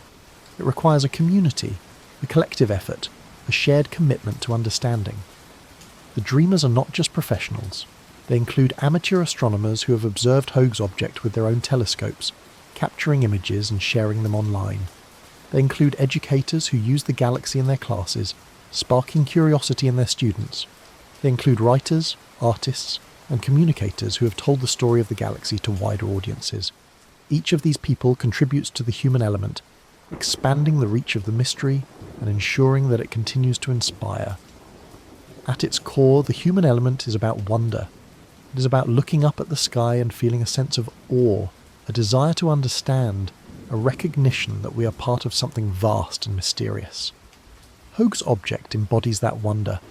It is a galaxy that refuses to be easily explained, that challenges our models, that stands as a reminder of how much we still have to learn. The dreamers who have studied it are driven by that sense of wonder, by the belief that understanding the universe is one of the most profound pursuits we can undertake. Arthur Hoag, the first dreamer, could not have known that the ring he noticed on a glass plate in 1950 would inspire generations of astronomers. He could not have known that his name would be attached to one of the strangest galaxies in the universe. But he did what all dreamers do. He noticed, he wondered, and he left a trail for others to follow. That is the human element. Not just the discovery, but the curiosity that drives it, the dedication that sustains it, and the hope that one day the mystery will be understood. In science, opposition is not necessarily negative. It is a vital part of the process, the mechanism by which ideas are tested, refined, and sometimes discarded. Hoag's object has been at the centre of many debates, with astronomers proposing competing explanations and challenging each other's interpretations. This opposition has not been a battle in the traditional sense, not a conflict driven by ego or hostility, but a rigorous examination of evidence, a collective effort to separate what is true from what is merely plausible. The opposition has sharpened the questions, clarified the uncertainties, and revealed the limits of our understanding. The first major opposition came from skeptics who questioned whether Hoag's object was truly as unusual as it appeared. When the discovery was first circulated, some astronomers suggested that the ring might be an artifact of observation, a distortion caused by the telescope or the photographic plate. They argued that the structure might not be real, that it could be an optical illusion created by the way light was captured. This skepticism was healthy. Science requires doubt, the willingness to question even the most striking observations. The opposition forced researchers to verify the structure, to observe it with multiple instruments, to confirm that the ring was genuine. Once the verification was complete, the skeptics were satisfied, and the opposition shifted to interpretation. The second wave of opposition centred on the collision theory. Proponents of this theory argued that Hoag's object must have formed from a galactic collision, just like other ring galaxies. They pointed to the Cartwheel Galaxy as a precedent, a clear example of how collisions produce rings. They ran simulations showing that under the right conditions, a collision could create a structure similar to Hoag's object. They were confident that the mystery would be solved once the details were refined, but the opposition came from those who studied the data more closely. They noted that the core of Hoag's object was undisturbed, showing none of the warping or asymmetry expected from a collision. They pointed out that the ring was too smooth, too perfect, lacking the clumps and irregularities seen in the Cartwheel. They observed that there was no nearby intruder, no tidal tails, no evidence of a recent encounter. The collision theory, they argued, could not account for the perfection of the structure. This opposition did not reject collisions entirely. It simply insisted that the theory, as it stood, was insufficient. The third wave of opposition involved the accretion theory. Some astronomers proposed that the ring formed from gas falling into the galaxy from outside, settling into orbit and forming stars. This theory had the advantage of explaining the youth of the ring and the ongoing star formation, but the opposition pointed out that accretion does not usually produce rings. It produces disks, spiral arms, or irregular patches. For gas to settle into a single perfect circle, the conditions would need to be extraordinarily specific. The theory required fine-tuning, and fine-tuning made it less convincing. The opposition did not dismiss accretion, but it demanded more evidence, more modelling, more proof that such a process was plausible. The fourth wave of opposition focused on the role of dark matter. Some researchers suggested that Hoag's object had an unusual dark matter halo, one with specific symmetries that guided the formation of the ring. This was an intriguing idea, but the opposition argued that there was no direct evidence for such a halo. Dark matter is invisible, detectable only through its gravitational effects, and those effects are difficult to measure in distant galaxies. Without more data, the dark matter theory was speculative. The opposition called for more observations, more lensing studies, more detailed mapping of the galaxy's mass distribution. Only then, they argued, could the theory be taken seriously. The opposition also came from those who questioned whether Hoag's object needed to be explained at all. Some argued that the galaxy might simply be a rare coincidence, a 1 in a billion alignment of factors that produced a perfect ring. They pointed out that in a universe with hundreds of billions of galaxies, even extraordinarily unlikely events can happen. The opposition to this view came from those who believed that science should strive for explanation, not acceptance of coincidence. They argued that calling something a coincidence was giving up, that it was the role of science to find mechanisms, not to shrug at improbability. This debate between coincidence and mechanism has been one of the most persistent forms of opposition. It reflects a deeper philosophical divide in science. On one side are those who believe that every observation can and should be explained by known physics, that the universe operates according to laws we can discover. On the other side are those who recognise that some outcomes might be so rare, so dependent on specific initial conditions, that they cannot be generalised into laws. Both sides have valid points, and the tension between them has driven much of the research on Hoag's object. The opposition has also been methodological. Some researchers have focused on observations, arguing that more data is needed before any theory can be trusted. Others have focused on simulations, arguing that modelling is the best way to test ideas. Still, others have focused on analogies, comparing Hoag's object to other galaxies and looking for patterns. Each approach has its strengths and weaknesses, and the opposition between them has been constructive. It has ensured that no single method dominates, that multiple lines of evidence are considered, and that conclusions are based on a broad foundation. The opposition has not always been pleasant. Scientific debates can be intense, with researchers defending their ideas passionately. Egos can be bruised, careers can be affected, and the process can feel adversarial. But in the case of Hoag's object, the opposition has generally been respectful. Researchers have acknowledged the contributions of their critics, revised their theories in response to challenges, and worked together even when they disagreed. This collegial opposition is science at its best, a collective effort to approach the truth. The battle for truth if it can be called that, is ongoing. No theory has won, no explanation has been universally accepted. The opposition continues, with each new observation prompting new debates, new interpretations, new challenges. And that is as it should be. The opposition is not an obstacle to understanding Hoag's object. It is the path to understanding. It is the process by which weak ideas are weeded out, strong ideas are refined, and the community moves closer to the truth, even if the truth remains elusive. There comes a moment in every scientific mystery when the questions themselves begin to change. For decades, astronomers asked how Hoag's object formed, what processes created its structure, which theory could explain it. But as the years passed and the answers remained elusive, a different kind of question began to emerge. Not how, but why. Not what mechanism, but what does it mean?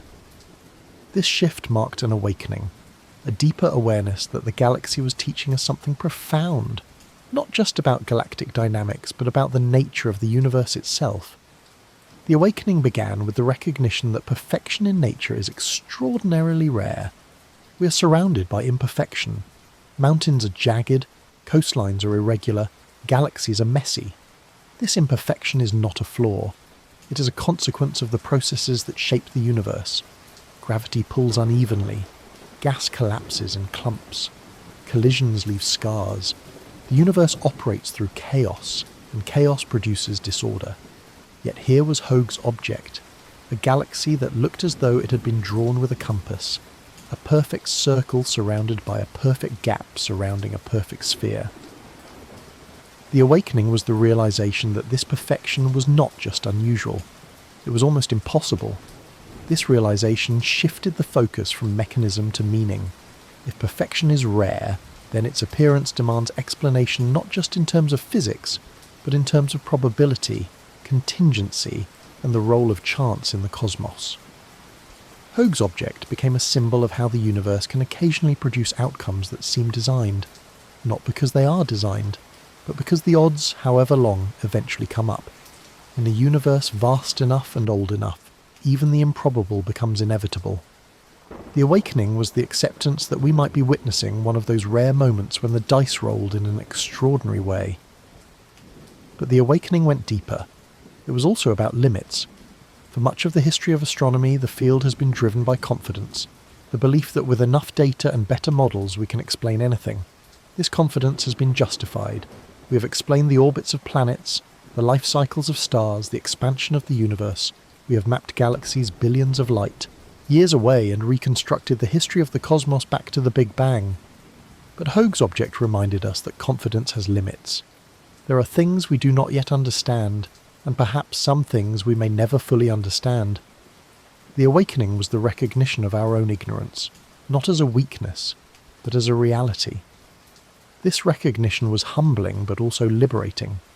It freed astronomers from the pressure to have all the answers, to fit every observation into existing frameworks. It allowed them to sit with the mystery, to appreciate it for what it was rather than forcing it into categories. Hoag's object did not need to be explained immediately. It could exist as a question, a puzzle, a reminder that the universe is still full of surprises. The awakening was the acceptance that not knowing is part of the process, that uncertainty is not failure, but an invitation to keep exploring. The awakening also involved a shift in how we think about galaxies. For decades, the focus had been on finding universal laws, patterns that applied to all galaxies. The Hubble classification was an attempt to organize the diversity into simple rules. But Hoag's object showed that diversity is not always reducible to rules. Some galaxies are exceptions, and exceptions are as important as the norms. The awakening was the realization that the universe is more creative than our categories, that nature does not follow our scripts, and that the most interesting discoveries often come from the things that do not fit. This shift had practical implications. It changed how astronomers approached new observations. Instead of immediately trying to fit unusual objects into existing categories, they became more willing to consider that some things might be genuinely new, genuinely different. This openness led to a more flexible, more exploratory approach to astronomy. The field became less about confirming what we know, and more about discovering what we do not know. The awakening was a renewal of curiosity. a return to the sense of wonder that drives science at its best. The awakening also touched on the role of beauty in science. Hoag's object is beautiful. The golden core, the blue ring, the empty gap, the symmetry of the structure, all of these make it aesthetically striking. For a long time, beauty in science was seen as secondary, a pleasant bonus but not essential. But the awakening brought a recognition that beauty and truth are often connected. The most elegant theories are often the most powerful. The most striking observations are often the most revealing. Hoag's object reminded us that beauty is not separate from science. It is part of it, a clue that we are looking at something important, something worth understanding. This awareness extended to the public. As images of Hoag's object circulated, people who knew nothing about galaxy formation or dark matter were drawn to it. They saw the beauty, felt the wonder, and wanted to know more. The awakening was not just among scientists. It was a collective awakening, a shared recognition that the universe is more strange and more beautiful than we imagined. This broader awareness mattered because it reminded us why we do science, not just to accumulate knowledge, but to satisfy a deep human need to understand our place in the cosmos. The awakening also involved a shift in language. Astronomers began to describe Hoag's object differently. Earlier, it was often called a peculiar galaxy, a term that suggested it was an oddity, a deviation from the norm. But as the awareness deepened, the language changed. It became a unique galaxy, a remarkable galaxy, a galaxy unlike any other.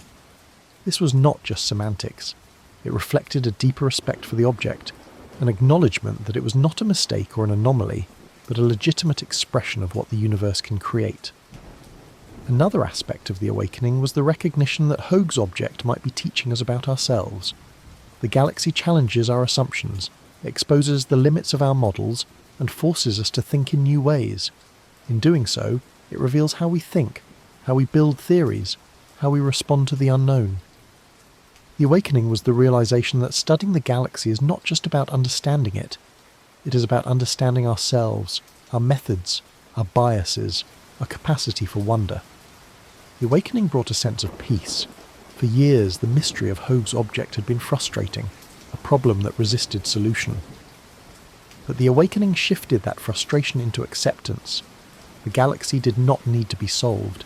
It could exist as a mystery, a beautiful, perfect question mark hanging in the sky. This acceptance did not mean giving up. It meant recognizing that some questions take time, that understanding is a process, and that the journey is as valuable as the destination.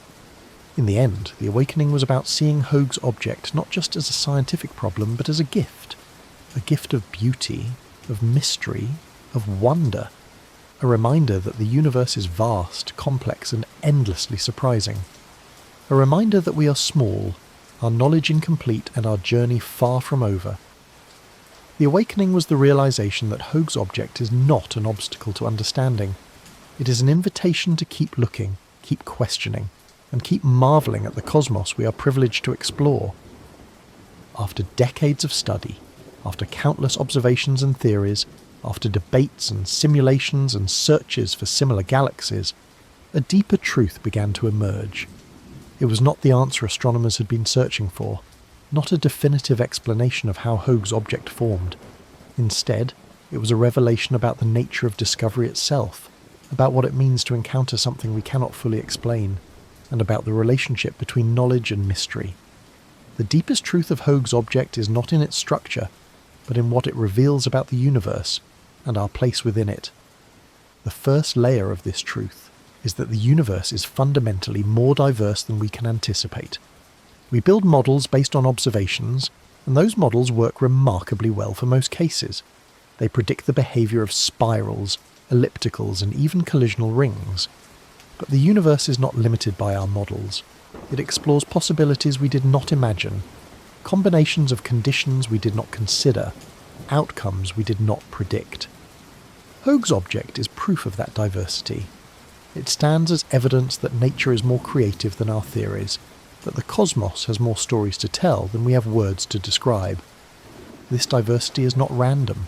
It emerges from the same fundamental laws that govern everything else. Gravity, thermodynamics, quantum mechanics, all the forces and principles we understand. But those laws are applied across such vast scales, over such long times, in such varied conditions, that they produce outcomes we could never enumerate in advance. Hoag's object is one of those outcomes. It follows the laws of physics, yet it defies our expectations. The revelation is that the universe operates within rules, but expresses infinite variety within those rules. The second layer of truth is about the limits of human understanding. We are finite beings with finite minds, trying to comprehend an infinite universe. We can grasp patterns, build models, and make predictions. But we cannot anticipate everything. There will always be things that surprise us, that fall outside the frameworks we have built. Hoag's object is a reminder of those limits. It is not that the galaxy is beyond understanding. It is that our understanding is always provisional, always incomplete, always subject to revision.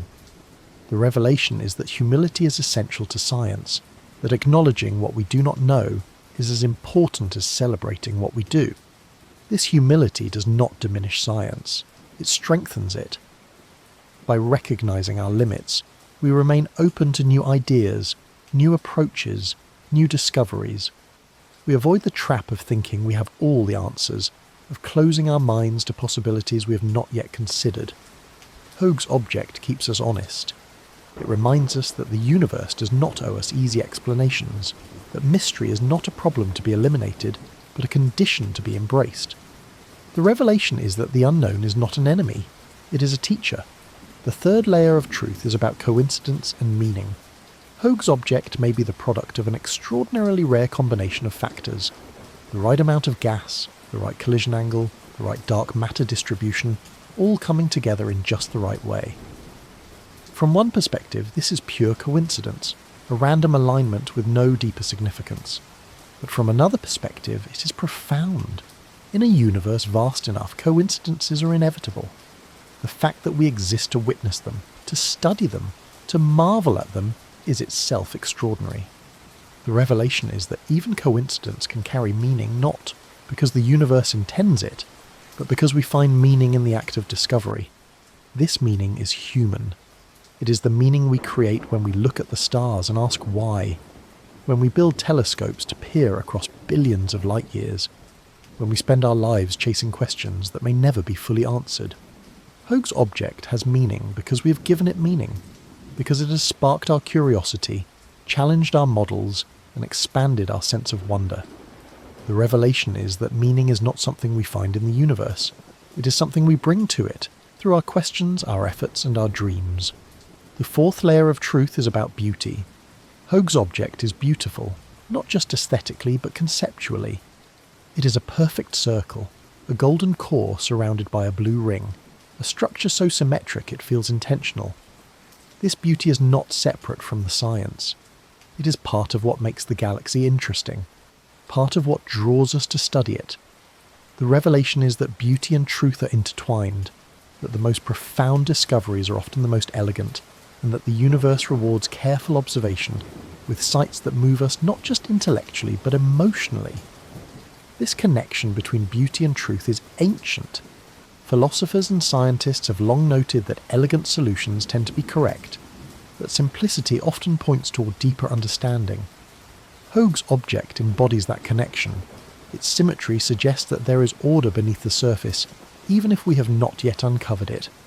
The beauty is a clue, a hint that the answer, when it comes, will be as elegant as the structure itself. The revelation is that we are drawn to the beautiful because beauty often signals truth. The fifth layer of truth is about time. Hoag's object is 600 million light-years away. The light we see left that galaxy long before humans existed. We are looking into the past, witnessing a moment that has already passed, that may no longer exist in that form. This temporal distance is humbling.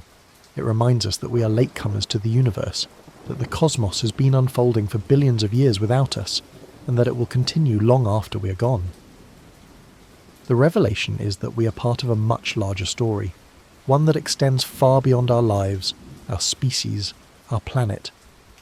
This perspective is both humbling and inspiring.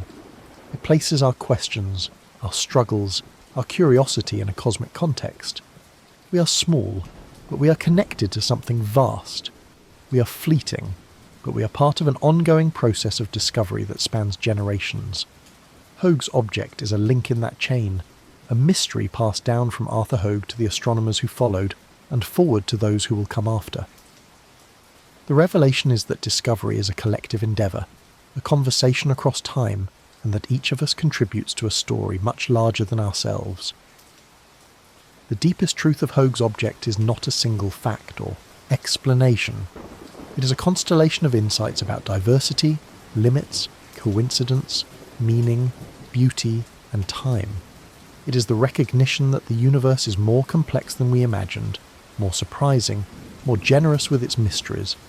It is the acceptance that we will not always have answers, but that the pursuit itself is worthwhile. It is the understanding that science is not just about solving problems, but about engaging with the unknown, about asking questions that may take generations to answer, about finding joy in the journey even when the destination is uncertain. The revelation is that Hoag's object is more than a galaxy. It is a mirror. It reflects our curiosity, our humility, our capacity for wonder. It shows us not just the structure of the cosmos, but the structure of our own minds, the way we question, the way we dream, the way we reach across the void towards something we do not yet understand. And in that reaching, we find not just knowledge, but meaning. Not just data, but beauty. Not just answers, but deeper questions. The deepest truth of Hoag's object is that the mystery itself is the gift. As we step back from the details, from the theories and the data and the debates, it is worth pausing to reflect on what Hoag's object means, not just to astronomy, but to us. This galaxy, hanging in the darkness 600 million light-years away, has become more than a mere object of scientific study. It has become a touchstone for thinking about the universe, about knowledge, about the human desire to understand. In the quiet moments, when the equations fade and the images linger, what does this strange, perfect ring tell us? It tells us first that the universe is under no obligation to make sense to us. We are creatures of pattern and expectation. We see the world through frameworks, categories, models. We expect cause and effect, order and reason, and most of the time the universe cooperates. The planets follow their orbits, the stars burn their fuel, galaxies spiral and merge according to predictable laws. But every now and then, the universe presents something that does not fit, that resists our frameworks, that stands outside the categories. Hoag's object is one of those things. It reminds us that our understanding is a map, not the territory, and that the territory is always larger, stranger, and more surprising than the map suggests. This reflection is humbling. It asks us to hold our knowledge lightly, to recognise that what we know is a small fraction of what there is to know. It does not mean abandoning knowledge or retreating into ignorance. It means staying curious, staying open, staying willing to be surprised. Hoag's object is a symbol of that openness, a reminder that the universe still has secrets, and that discovering them requires humility as much as skill. The galaxy also tells us something about the nature of questions. In our daily lives, we're taught to value answers. Questions are obstacles to be overcome, problems to be solved. But in science, questions are the lifeblood. They drive exploration, inspire innovation, and reveal the edges of our understanding. Hoag's object is a question in starlight. It does not demand an immediate answer. It invites contemplation, encourages patience, and rewards persistence. The reflection is that questions are as valuable as answers, that living with uncertainty is not weakness but strength, and that some of the most important work we do is simply learning to ask better questions. The reflection also touches on beauty. We live in a world that often separates the aesthetic from the analytical, the artistic from the scientific. But Hoag's object bridges that divide. It is beautiful and mysterious, elegant and puzzling. Its beauty is not incidental. It is part of what makes it compelling, part of why we care. The reflection is that beauty and truth are not separate domains but intertwined aspects of the same reality. When we encounter something that moves us aesthetically, we are often encountering something profound. The universe, it seems, has an aesthetic dimension, and paying attention to that dimension enriches our understanding. This connection between beauty and truth is ancient, stretching back to the Greek philosophers who believed that the cosmos was ordered and harmonious. Modern science has sometimes forgotten this connection, focusing so intensely on data and equations that the aesthetic dimension is lost. But Hoag's object brings it back. It reminds us that science is not just about measuring and calculating, it is also about seeing, appreciating, and marvelling. The reflection is that we are not just minds trying to understand the universe. We are whole beings, and the universe speaks to all of us, not just our intellects, but our emotions, our imaginations, our sense of wonder. The reflection also involves time. We are temporary creatures, living brief lives on a small planet. Yet we have the audacity to ask questions about galaxies billions of years old and millions of light years away. This audacity is remarkable. It is what makes us human. Hoag's object existed long before we did, and it will exist long after we are gone.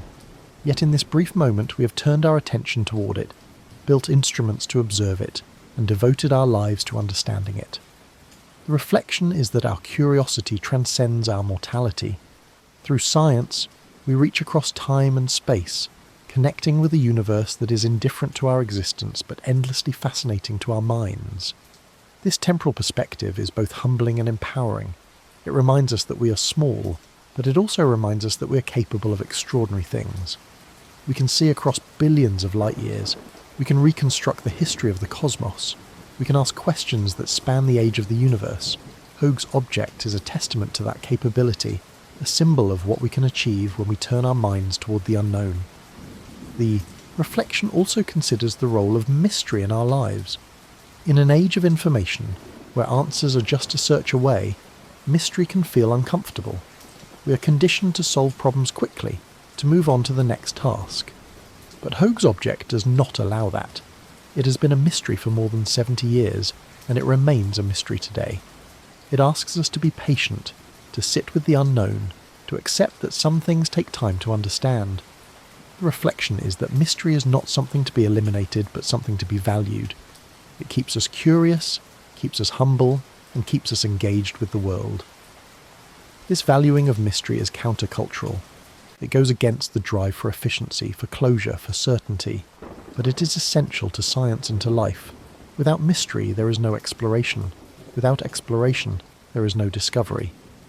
Hoag's object is a reminder that the unknown is not a void to be filled, but a frontier to be explored, a space where new ideas are born and old assumptions are challenged. Finally, the reflection considers what it means to witness something like Hoag's object. We are not just observing a galaxy, we are participating in a moment of cosmic history. The light we see left that galaxy 600 million years ago, travelled across the universe, and arrived at Earth just as we happen to be here, looking up with instruments capable of capturing it. The odds of that alignment are staggering. The reflection is that we are extraordinarily fortunate, not just to exist, but to exist at a time when we can observe the universe in such detail, to live in an age of telescopes and detectors, and the collective knowledge of thousands of years of astronomy. This fortune carries responsibility. We are the witnesses, the ones who have been given the privilege of seeing, and with that privilege comes the duty to look carefully, to think deeply, and to share what we find. Hoag's object is part of that shared inheritance, a piece of the cosmos that we hold in trust for future generations. The reflection is that we are part of a long conversation, one that began with ancient stargazers, and will continue long after we are gone. Our role is to add our voice, to contribute what we can, and to pass the mystery forward. In the end, reflecting on Hoag's object is reflecting on ourselves, on our curiosity, our limits, our capacity for wonder. It is recognizing that we are small but connected, temporary but curious, finite but reaching toward the infinite. The galaxy is a mirror, and in its perfect ring we see not just starlight, but the reflection of our own desire to understand, to explore, to find meaning in the vastness of the cosmos. And that reflection, that recognition of ourselves in the universe, is perhaps the deepest truth of all. As our journey through Hoag's object comes to an end, we return to where we began, to the simple fact of its existence.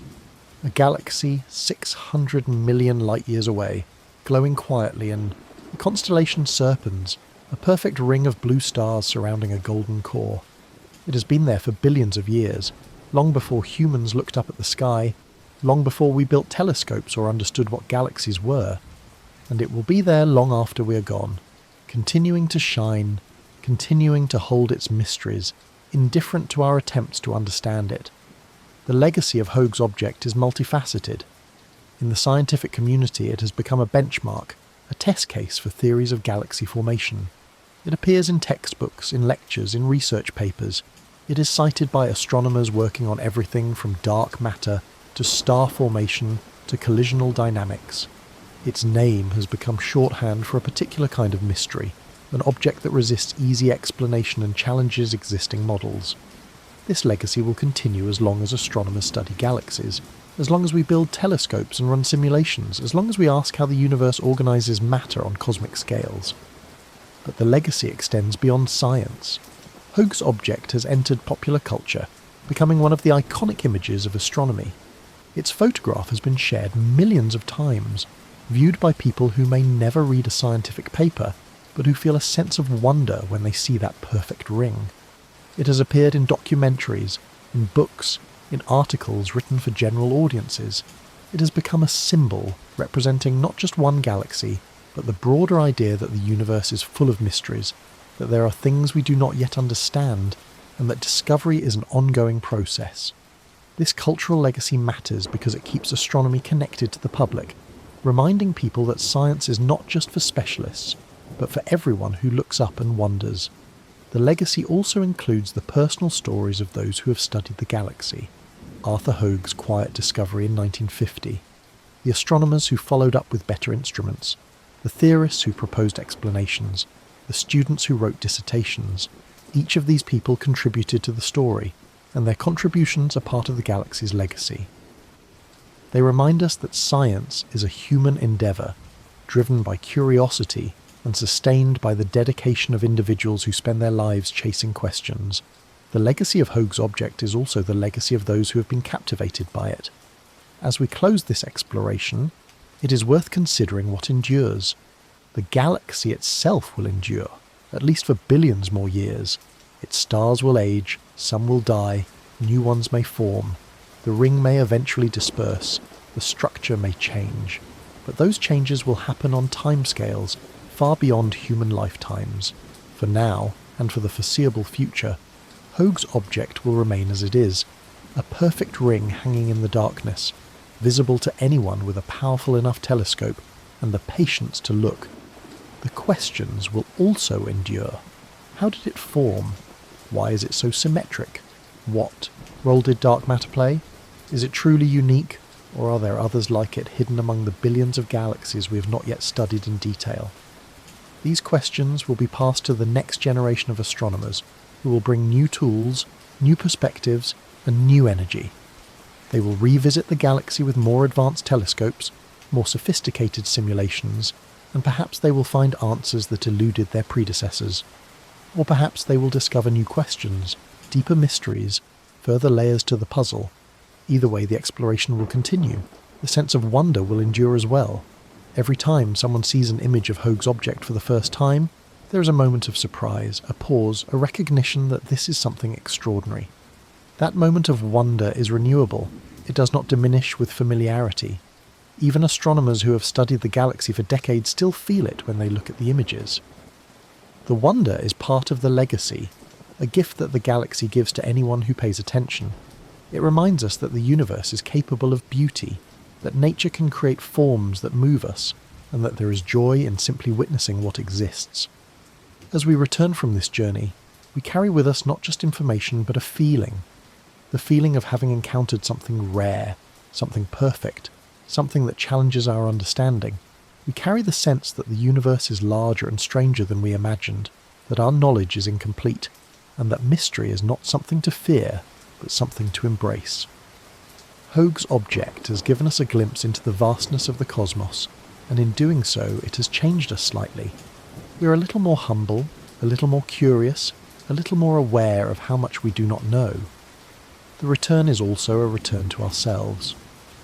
After spending time contemplating a galaxy 600 million light-years away, we come back to our own lives, our own planet, our own moment in time. but we come back changed.